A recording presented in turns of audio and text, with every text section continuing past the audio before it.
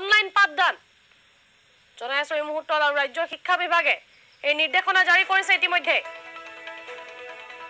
আৰু নিজৰ দৰ্শকসকলে এই মুহূৰ্তত গুৰুত্বপূৰ্ণ খবৰ জনাইছো কাইলৈৰ পৰা আৰম্ভ হ'ব অনলাইন পাঠদান ৰাজ্যৰ শিক্ষা অনুষ্ঠানসমূহে কাইলৈৰ পৰা আৰম্ভ কৰিব লাগিব অনলাইন পাঠদান শিক্ষা অনুষ্ঠানসমূহ নুখোলা পৰ্যন্ত কৰিব লাগিব অনলাইন পাঠদান ৰাজ্য শিক্ষা বিভাগে জাৰি কৰিছে এই বিশেষ নিৰ্দেশনা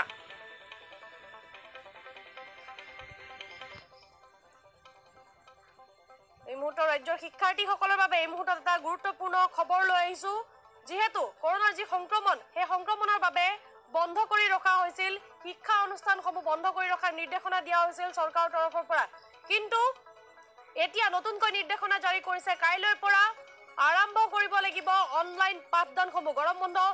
দিয়া হৈছিল গ্ৰীষ্ম বন্ধ দিয়া হৈছিল কিন্তু এইবাৰ নিৰ্দেশনা জাৰি কৰিছে ৰাজ্য শিক্ষা বিভাগে বিশেষ নিৰ্দেশনা জাৰি কৰিছে আৰু কাইলৈৰ পৰা শিক্ষা অনুষ্ঠানসমূহত অনলাইন পাঠদান যি আছিল সেই অনলাইন পাঠদান আৰম্ভ কৰিব লাগিব আৰু শিক্ষা অনুষ্ঠানসমূহ নুখোলা পৰ্যন্ত অনলাইন